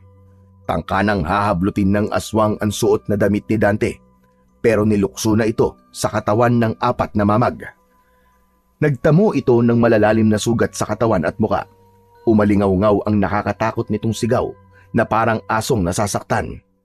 Hindi ito makagalaw dahil sa mga tarsier na nakakapit sa balat nito. Umagos ang dugo, kaya't tuluyan na itong bumagsak sa lupa. Tara na, Dante! Hindi siya mapapatay ng mga mamag! Masasaktan lang siya! Ikaw pa rin ang makakapatay sa kanila! Wala nang oras! Kailangan na natin bumalik sa gubat! Tara na! Halos hilahin siya ni Eroy palayo sa lugar na yon. Balak na sana niyang patayin ito habang nakahiga. Kaya lang ay hindi tatalab ang kanyang palakol hanggat may dugo ang sugat niya. At dahil sa mura niyang katawan ay mabilis siyang nangihina. Hinabol sila ng mga alagad nito. Habang mabilis ang kanilang takbo ay nakita nilang hinaharangan naman ng mga mamag ang sanib puwersang mga aswang. Pinagtitig-isahan ng mga ito ang aswang na wala namang nagagawa kundi ang umangil sa sakit dahil sa matalas na mga ngipin ng mamag. Ilang minuto ang lumipas nang makarating sila sa bahay nila sa puno ng talisay. Mabilis na isinara ni Eroy ang bintana at pintuan para gamutin ang sugat ni Dante. Wala silang kaalam-alam na may isang nilalang na nakapasok sa loob ng bahay ni Eroy. Pinagmamasdan silang mabuti. Punong-puno ng pagdurusa ang mga mata, lumuluha at may bakas ng awa. Tumigil si Eroy sa ginagawa nitong panggagamot kay Dante dahil naramdaman nito ang nilalang na nakatayo sa likod ng dingding ng kusina. Dinampot nito ang palakol at itinutok sa taong nakatayo sa dilim. Sino ka? Anong ginagawa mo sa loob ng bahay ko? Magpakita ka! Bakit, Eroy? May nakapasok sa bahay natin. Hindi siya aswang, pero alam kong kilala natin siya. Napabalikwas ng bangon si Dante at sinundan ng tingin ang nilalang na nakikita nila sa kusina. Isa itong anino dahil sa konting liwanag ng gasera. Ang malakas na patak ng ulan sa bubong ng kanilang bahay ay sapat na para mabing siya sa lakas ng kabog ng kanyang dibdib. Dahan-dahang lumalabas sa dilim ang taong nakatayo. Tumambad sa kanilang paningin ang umiiyak na si Mang Estong. Alam ni Dante na hindi ito aswang dahil wala siyang nararamdaman sa kanyang mutya. Sigurado na siyang si Aling Martina, ang totoong aswang. Anong ginagawa mo rito? Pwede ba kitang makausap, Dante? Wag! Huwag kang lalapit! Diyan ka lang! Wala akong tiwala sa'yo! Hintayin mo muna ako makapagpaliwanag. Alam kong mali ako. Kaya't ngayon pa lang ako humihingi ng tawad sa lahat ng nagawa ko. Nakita ko ang isang puntod sa likod ng bahay na ito. Sino ba nakabaon doon? Tinatanong mo pa kung sino ang wala rito. Siya ang namatay. At yun ay dahil sa inyo.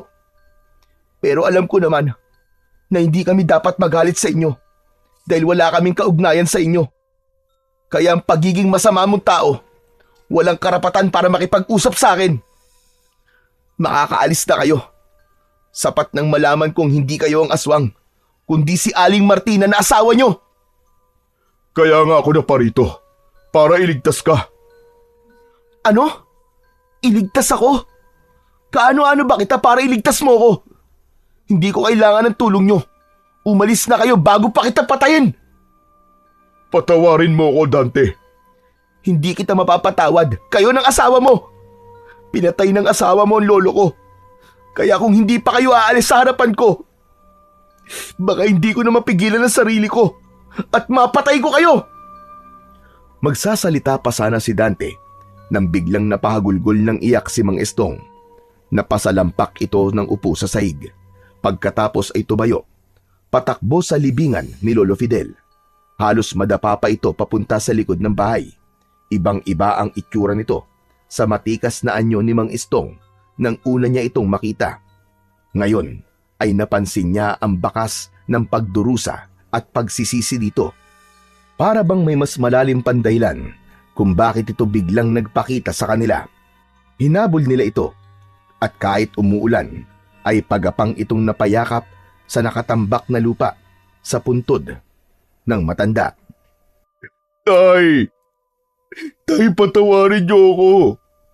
Hindi ko alam na aabot sa ganito ang maling desisyon ko para iligtas kayo ng anak ko. Patawad, Tay. Diyos ko. Tay, patawarin niyo ako. Hindi maintindihan ni Dante kung bakit habang pinagmamasdan niya ang lalaki na nakadapa sa lupa ay umiiyak at pumapatak na rin ang luha niya sa kanyang mga mata. Nakita niya rin si Eroy na nagpupunas ng luha sa pisngi.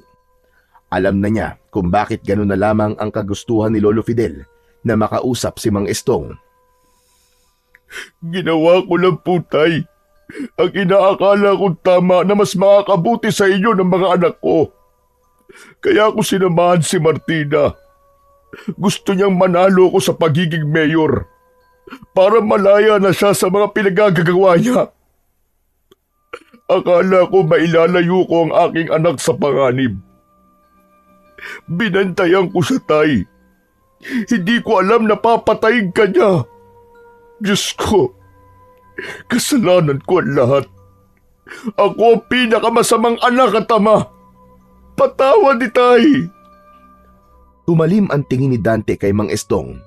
Muli niyang naalala ang ginawa nito sa kanyang lolo.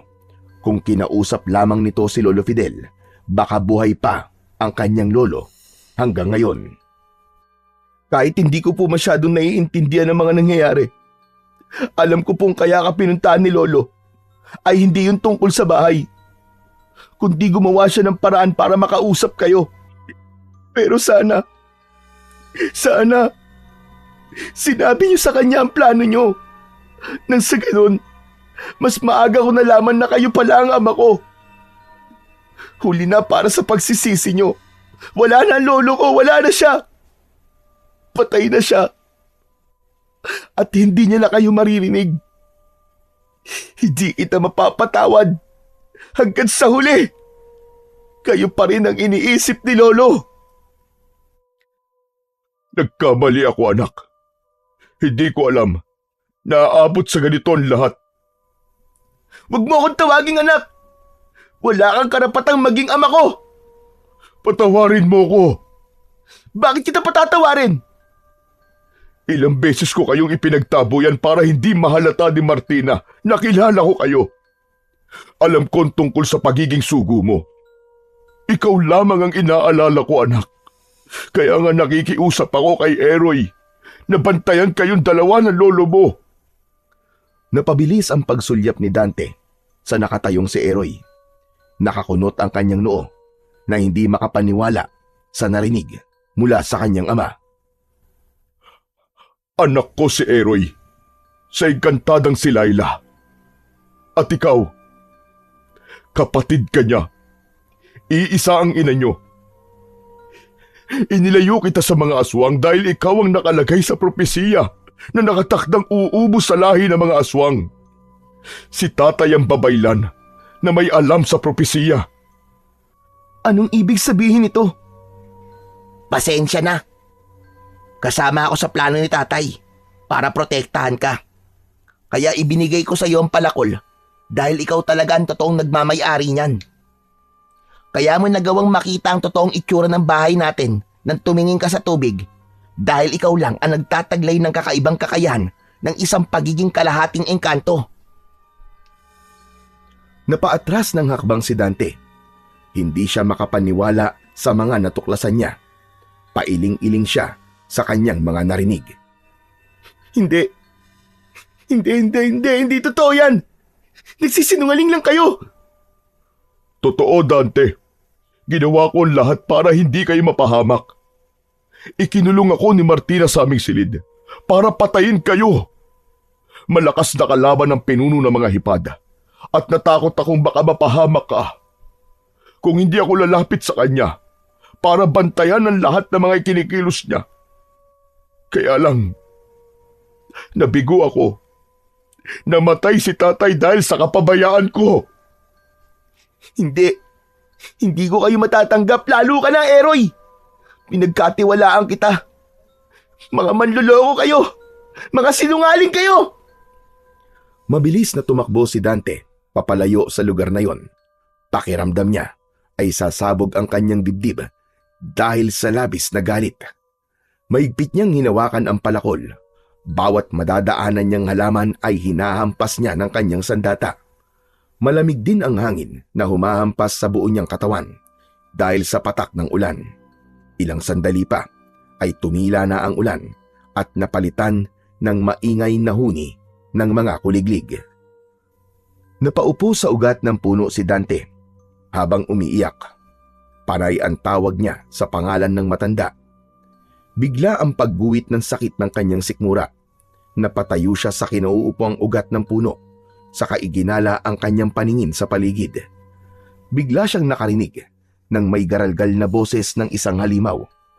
Dahil sa pagliwanag ng kanyang suot na mutya, malinaw niyang nakikita ang pinuno ng aswang na nakatayo sa kanyang harapan.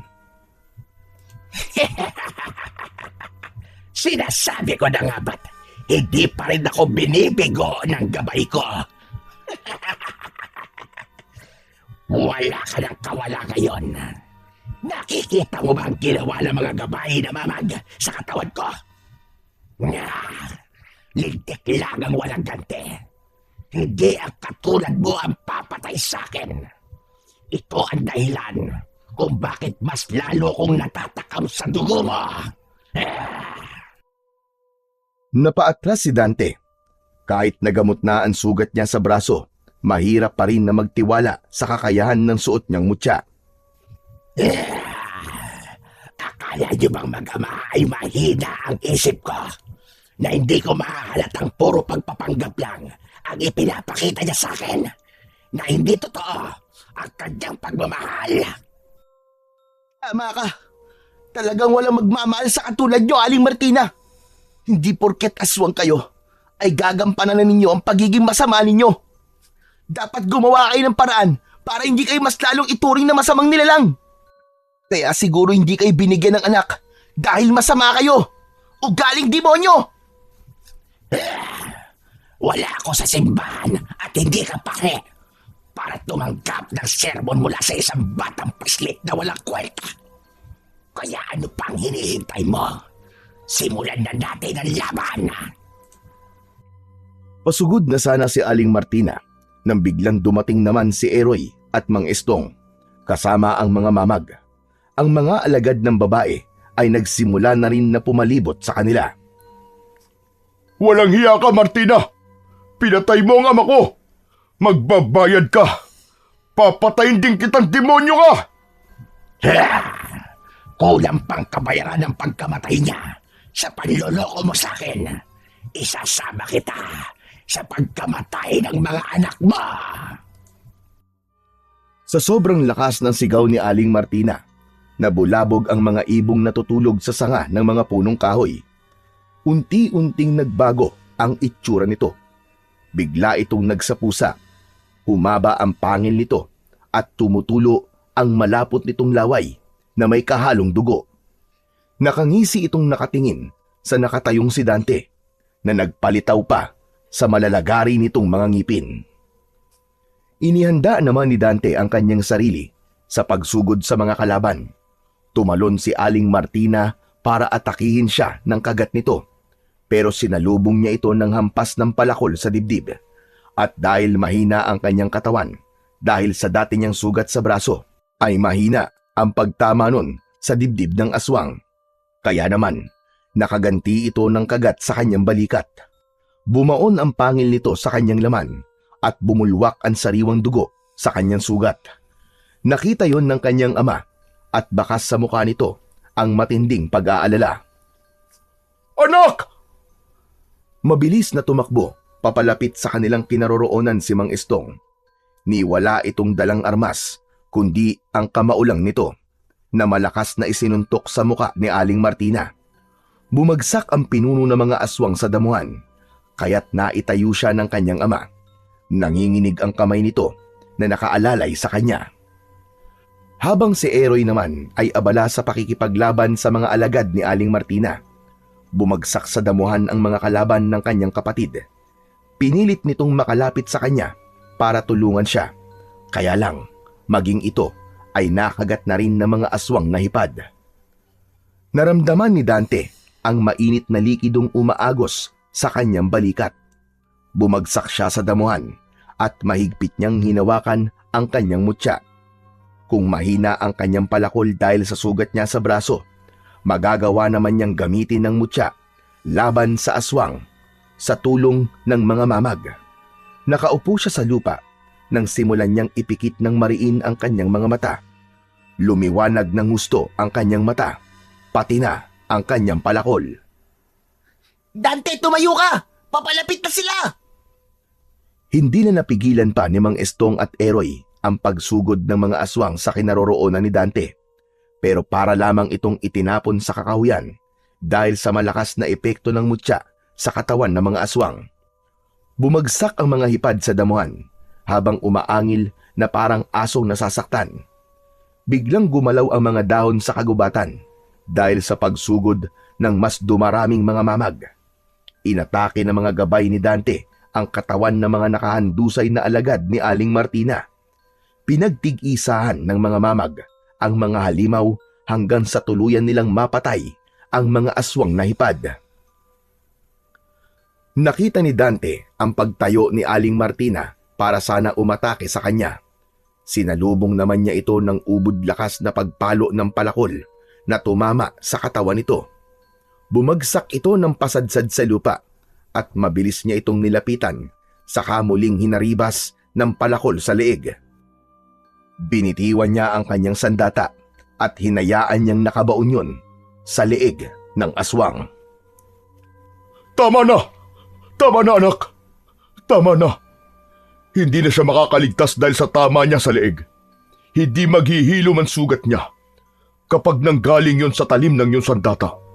Sa halip, mapapaso siya at masusunog hanggang siya ay matunaw. Hindi pa ako nakakaganti sa kanya. Hindi sapat ang kamatayan niya. Tama na, Dante! Mali ang gumanti ng higit sa kanilang ginawa dahil lalabas na wala ka ring ipinagkaiba sa kanila. Sapat na ang pagpaparanas sa kanila ng sakit para ipagtanggol ang iyong sarili. Hayaan mo siyang mamatay nang dahil sa kapangyarihang taglay ng mutya mo. Kahit na anong gawing pag-iwas, talagang mamamatay sila sa mga kamay mo. Dahil yun ang nakatala sa propesiya na ikaw ang papatay sa kanila. Iginala ni Dante ang kanyang paningin sa paligid at sa mga nakahandusay na aswang sa damuhan. Totoong walang bisa ang mutya kapag may sugat ang kanyang braso. Pero kapag taimtim ang panalangin para manalo sa laban, pakikinggan ng Panginoon ang panalangin sa oras na nasa panig ng kabutihan ang taong humihiling. Ikaw talaga ang nakatakdang tumupad sa nakalagay sa propesiya, Dante. Nagtagumpay ka. Binabati kita at sobra kitang ipinagmamalaki. Ngayong natalo mo na ang mga aswang, anak, aalis na ako. Sapat na sa akin na malamang ligtas ka. Hindi man ako nagtagumpay sa pagliligtas sa buhay ng lolo mo. Nagampanan mo naman ang pagiging sugo laban sa mga aswang na hipad. Tumalikod si Mang Estong sa kanyang harapan at matamlay na naglakad papalayo sa kanilang dalawa ni Eroy. Halos magkasabay ang dalawa sa pagtawag ng tatay kay Mang Estong. Tay! Humarap muli sa kanila ang nakatalikod na si Mang Estong. Nangingilid ang luha nito sa mga mata. Mga anak, patawarin niyo ako kung ito naging kapalaran niyo sa pagkakaroon niyo ng amang katulad ko. Alam ko pong mas masakit para sa inyo nangyari kay Lolo. Dahil siya po ang ama nyo. Kaya lang, mas nangingibabaw ang pagmamahal nyo sa amin. Kaya mas pinili nyo po magsakripisyo para sa amin. Ko naman po walang masasabi sa pagiging ama nyo, Tay. Maliban na lamang po sa ginawa nyo akong gwardya sa sarili kong kapatid. Nagtawanan ang tatlo dahil sa mga narinig nila sa sinabi ni Eroy. Masaya silang nagyakapan at iniwan ang mga nakahandusay na mga halimaw sa lupa, habang unti-unting nasusunog at nagiging abo. Ang mga mamag naman o tarsier na gabay ng mutya ay nagsipag-akyatan sa mga puno at malayang nakamasid sa kanilang paglalakad, papalayo sa lugar na yon. 5 minuto ang lumipas, ang katawan ng pinuno ng mga aswang na hipad ay unti-unti nang natunaw. Naiwan ang palakol na nakabaon sa lupa. Sa mahabang panahon ay tinubuan na ito ng malalagong halaman hanggang sa tuluyang matakluban ang sandatang pumatay sa pinuno ng mga aswang na hipad. Naglaho na parang bula ang mag-aama at nagpakalayo-layo sa baryo ng Alimpuyong. Namuhay sila ng tahimik at walang nakakaalam sa totoong lahi ni Dante at Eroy bilang isang manunugis na mga aswang sa tulong ng gabay ng mga alaga nilang mamag. Kuya, bakit hindi ka na nangunguha ng mga panggatong sa bundok? Sa palagay mo, totoo ba na nangunguha ako ng panggatong sa bundok? Kunwari lang yun para makalapit ako sa'yo. Ang lakas mo ngang bumangga Ang layo ng itinalsik ko Kasalanan mo yun. Kasi yun ang naisip mong paraan para makalapit sa akin. Kung nagsabi ka kagad di sana hindi ka na nasaktan. Sira ka pala no? Kung sinabi ko, di tapos na ang kwento. Kwentong ano? Ano to? Palabas sa sine? Tama na yan. Sige na. Kumain na tayo. Baka mamaya may umiyak na naman dyan. Nagkatinginan silang dalawang magkapatid dahil alam nilang si Dante ang iyakin sa kanila. Napuno ng asaran at tawanan ang buong loob ng bahay ng mag-aama sa malayong baryo ng Santa Ines, kung saan doon sila nakakita ng bahay na direktang nasisinagan ng liwanag ng buwan, papunta sa kanilang tunay na mundo.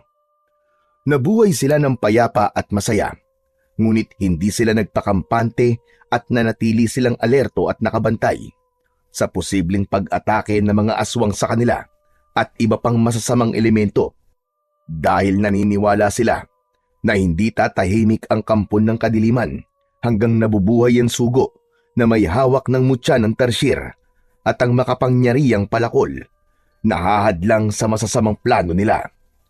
Ngunit mas nangingibabaw pa rin ang paniniwala nila na hanggang nananampalataya sila sa Diyos Amang makapangyarihan sa lahat, ay hinding-hindi magtatagumpay ang kasamaan laban sa